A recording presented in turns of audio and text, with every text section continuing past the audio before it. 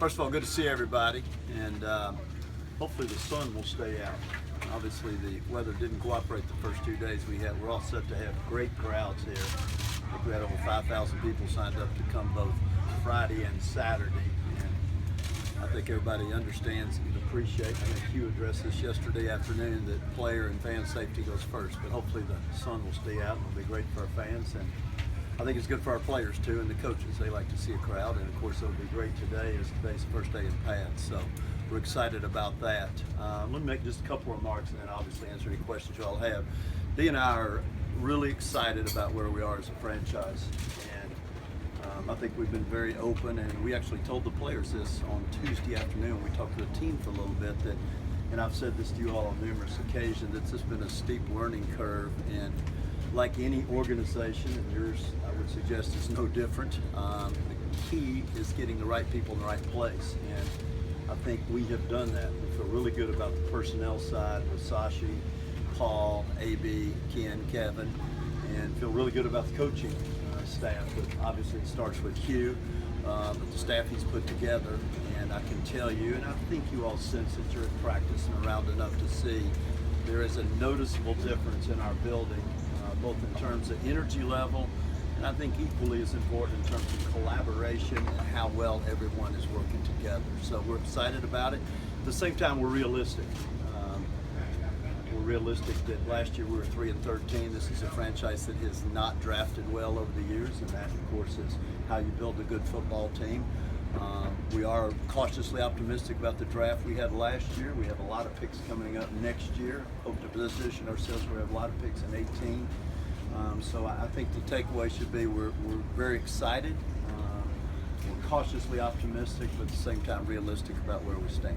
So I'll be glad to answer any questions. Jimmy, can you, we talked to a couple of players that mentioned the address that you and Dee did give to the team.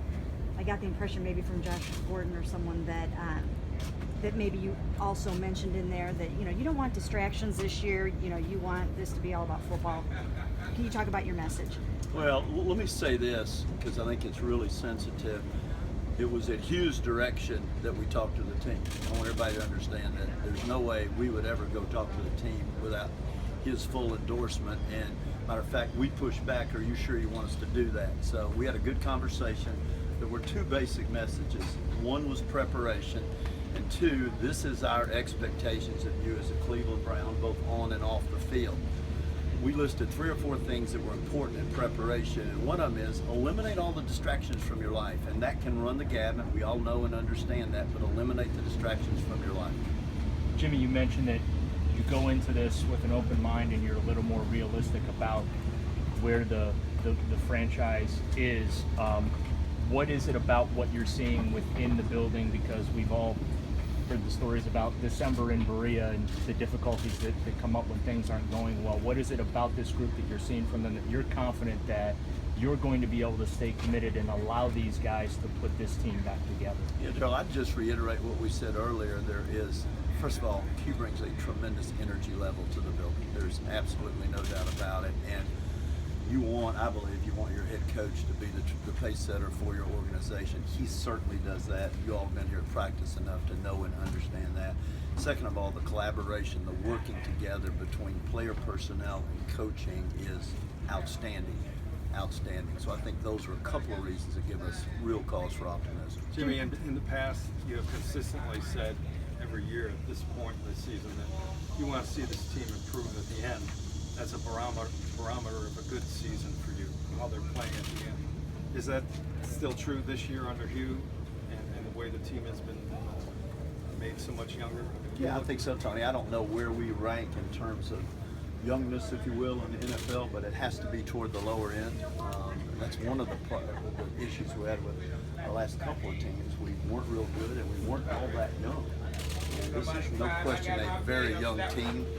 None of us know exactly where the roster will settle out, the 53 and the 46 and even the 63, but I think with young players and, the schedule is the schedule. We start out with 5 or 7 on the road. It was a pretty tough game. So, yeah, but I think we will look to, Hugh talks every day about getting better every day. Just try to get a little bit better every day, and it's our hope that, although we hope to get off to a good start, that the team will be better at the end of the year than it is Jimmy, can you talk about when you mentioned to the team no distractions?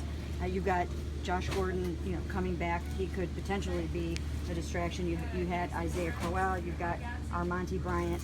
Can you kind of just address how all those things sort of jive with your message? Yeah, that's a good question, a fair question. Well, let's just take them one at a time. We have a history with Josh. Now, we haven't seen him in a year and a half, almost 2 years. He hasn't played in a long time, and I know there was a lot of consternation over his leg injury. I personally think, and this is me talking, it's a blessing. I think Josh needs to come in here, get reoriented, learn his teammates, learn the new coaching staff, learn the plays, and get his life settled. We certainly appreciate the NFL allowing him to be in the building during that time period, which I think is crucial. These players need structure, particularly ones that have struggled a little bit with life issues. And so I think having Josh in the building will be a really good thing for him. Everybody in the organization is going to do everything they can to help Josh be successful, but Josh at the same time ultimately has to make good decisions. And if he does, then he'll be with us a long time. If he doesn't, he understands the repercussions. The Crow deal was terribly unfortunate. It was inexcusable. There's nothing you can say. There's nothing positive about what happened. I do say this, and we know Crow well. That's not who he is. He made a big mistake. He's paid a large penalty for it. I will say this. I think the true test of character for all of us is when we get knocked down, or maybe knock ourselves down in this case. How you get up and handle it is how you judge people. And I think Crow I'm not sure he could have done anything better since he did that terrible incident, whatever it was, 2 or 3 weeks ago. And we're proud of how Isaiah's responded. Armonte understands very well our expectations. Unfortunately, the way the league rules work, he cannot be in the building during those 4 weeks. He has come in here so far and worked very hard and been a model citizen. But we have high expectations for our players. We talked about what a privilege it is to play in the NFL Shield, how they needed to set example for young kids all around the country, people all around the country, particularly here in northeastern Ohio, where everybody loves the Browns, and we have high expectations, and we're not going to put up with those kind of distractions. Jimmy, not all straight losing seasons. Obviously all the fans are frustrated about that. But are they going to have to eat, quite possibly, one more losing season because it's going to take this year to build the foundation? First of all, I think we have unbelievable fans. We really do. I mean, they're tremendously loyal. That support of the Browns, not just in northeastern Ohio, but all around the country, is phenomenal. So we have unbelievable fans. I can't guarantee that we're going to have a winning season after playing from 3 to 13. I do think we'll be a better football team. I know we'll be a better football team, and I think, as I said at the first, we're directionally correct. And I think we have pretty good fans who will understand that this is a team. We've only practiced 2 days, but I do think this. I think we'll play hard, and I think fans appreciate that. And off what we saw in the spring, what we've seen these first 2 days, obviously we have a long way to go. I think these guys will work hard and play hard, and I think our fans will appreciate that. Jimmy, how well suited do you think Hugh is to guide the players you just mentioned, and guys who just have off-field issues? How well suited is he to do that and to lead the team past those types of things? Yeah, I think, listen, there's a lot of reasons we hired Hugh, but he's been around. And I mean that in a positive way. He was a head coach for a year in a difficult situation. He's worked in several different organizations under several really good head coaches, so he has experience. One thing I've noticed about Hugh, although he's high energy, he's pretty consistent every day. He doesn't say we were great today and terrible. He's pretty consistent, so I think those 2 things will serve him well. And I think Hugh has been with some franchises where he's had some players. You're not going to have 53 model citizens every year. We understand that, and I think he knows how to deal with those people as men and make them not only better players but better men. Jimmy, what convinced you to bring Josh